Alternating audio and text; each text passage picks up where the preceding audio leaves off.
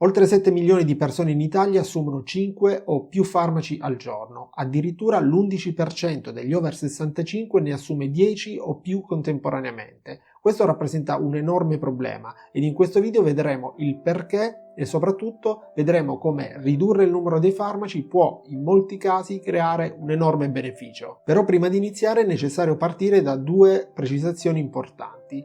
Innanzitutto dobbiamo introdurre il concetto di polifarmacoterapia. Arbitrariamente intendiamo per polifarmacoterapia l'assunzione cronica di almeno 5 principi attivi e quando si arriva all'assunzione concomitante di 9-10 farmaci addirittura parleremo di iperpolifarmacoterapia. In secondo luogo è fondamentale distinguere, diciamo così, tra polifarmacoterapia appropriata e polifarmacoterapia inappropriata. Affinché si possa infatti considerare appropriato assumere molti farmaci sono necessari alcuni requisiti. Innanzitutto devono esserci degli obiettivi terapeutici chiari, ovvero tutti i farmaci prescritti hanno uno scopo specifico che è stato già concordato tra chi ha prescritto il farmaco e chi li deve assumere.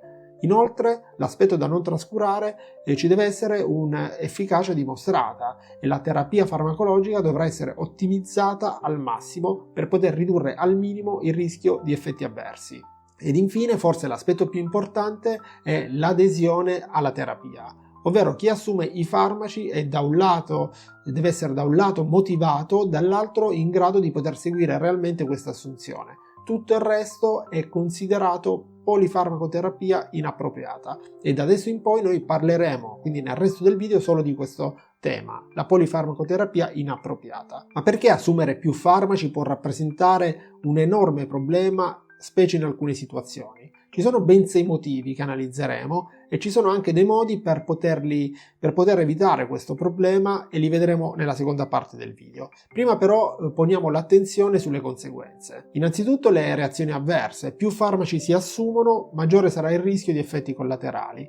Questo problema è particolarmente rilevante con l'avanzare dell'età, poiché gli anziani tendono a prendere ovviamente più farmaci rispetto alle altre fasce di popolazione, ma a volte in modo non del tutto appropriato, aumentando così il rischio di quelle che sono le reazioni avverse ai farmaci. Basti pensare che la probabilità di avere una reazione avversa ai farmaci negli over 65 è risultata più che doppia rispetto ai giovani. Inoltre il bisogno di ricovero per queste reazioni avverse è stato quasi 7 volte più frequente rispetto al resto della popolazione. Poi ci sono le interazioni farmacologiche. Più farmaci si assumono, maggiore è il rischio che interagiscano tra di loro e questo a sua volta potrà portare ad una serie di conseguenze come la riduzione dell'efficacia del farmaco, ovvero il farmaco non svolgerà appieno la sua funzione, ma anche l'aumento del rischio di effetti collaterali, l'aumento del rischio anche di quelli che sono effetti tossici. Queste sono delle problematiche, credo, frequenti e più facilmente prevedibili, ma ce ne sono delle altre spesso non facilmente intuibili ma con una portata uguale se non maggiore. E qui introduciamo il terzo motivo per cui assumere troppi farmaci è spesso un problema e dobbiamo parlare di prescrizioni multiple e di discontinuità assistenziale. Spesso i farmaci sono prescritti da diversi specialisti, ad esempio dal cardiologo, dal diabetologo e così via, ciascuno focalizzato sulla propria area. Tuttavia la mancanza di comunicazione tra i diversi professionisti può portare ad una serie di problemi seri. Ad esempio potrebbe esserci la duplicazione di alcuni farmaci.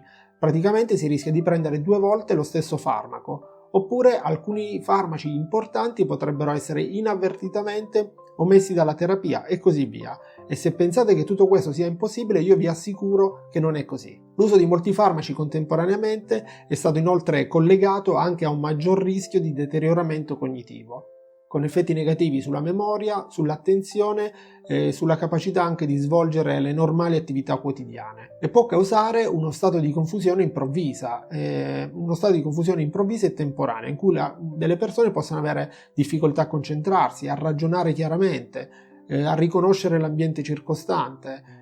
Questa condizione è chiamata delirium, che appunto può essere anche scatenato dall'uso di farmaci, spesso di troppi farmaci, e purtroppo non è finita qui. Prima di arrivare ai suggerimenti di buonsenso è necessario parlare di altre 2 importanti conseguenze. Assumere più medicine contemporaneamente aumenta il rischio di cadute. Infatti alcuni farmaci possono causare vertigini, sonnolenza, confusione, ma possono anche ridurre la pressione arteriosa e questo specie nei passaggi posturali, ovvero quando si passa dalla posizione seduta alla posizione in piedi e così via. Questo rischia di far perdere l'equilibrio e aumenta il rischio di cadute, specie nella popolazione anziana. Ma attenzione anche a un'altra conseguenza molto importante dell'assumere molte medicine, ovvero questa polifarmacoterapia può far sì che risulti difficile seguire le prescrizioni mediche. Si stima infatti che il tasso di non aderenza alla terapia, ovvero assumere medicine con dosaggi e frequenza sbagliati, possa raggiungere percentuali maggiori del 50%, specie nella popolazione anziana, e tutto questo può compromettere l'efficacia di trattamenti e portare a problemi di salute, tra cui il peggioramento delle malattie preesistenti, a un maggior rischio di ricoveri ospedalieri e così via. Spero di avervi convinto che prendere troppe medicine, o meglio la polifarmacoterapia inappropriata, rappresenta una vera e propria emergenza. Però abbiamo dei rimedi. Le soluzioni che però noi possiamo mettere in atto devono basarsi su un elemento indispensabile. Senza questo elemento sarà difficile raggiungere una soluzione nei confronti di questo problema.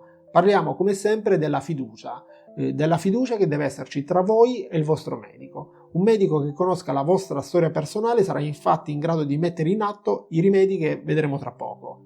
Ecco, prima di andare avanti, però, se questi argomenti vi interessano, mi raccomando, iscrivetevi al canale. Questo servirà a me per, stimolo nella produzione di nuovi video e a voi per ricevere costantemente aggiornamenti sui nuovi video. Inoltre vi lascio nella descrizione del video il link per iscriversi alla newsletter, dove 2 volte al mese invio consigli pratici ed aggiornamenti. Torniamo alle soluzioni di questo problema. Il primo rimedio di cui dobbiamo parlare si chiama riconciliazione terapeutica. Quando una persona cambia medico, quando effettua una nuova visita o quando viene ricoverata in ospedale, la sua terapia potrebbe subire delle modifiche. Questo può portare appunto a errori come quelli che abbiamo visto prima, dimenticanze, doppie somministrazioni e così via. La riconciliazione terapeutica è quel processo che aiuta a evitare questi problemi. Si tratta di un controllo attento e scrupoloso della lista delle medicine che una persona assume, e questo controllo viene fatto con un confronto stretto con il vostro medico di fiducia. Una volta controllata la lista e apportate le eventuali correzioni, è importante che avvenga un confronto chiaro sulle modifiche fatte, sul perché di questi cambiamenti e su come seguire correttamente il nuovo trattamento. Questo costante confronto potrebbe ridurre di molti punti percentuali le reazioni avverse ai farmaci, però c'è un secondo aspetto su cui agire per poter risolvere il problema della polifarmacoterapia inappropriata, ovvero la deprescrizione. Non tutti i farmaci sono sempre necessari nel tempo e alcuni possono persino diventare addirittura dannosi o completamente inutili.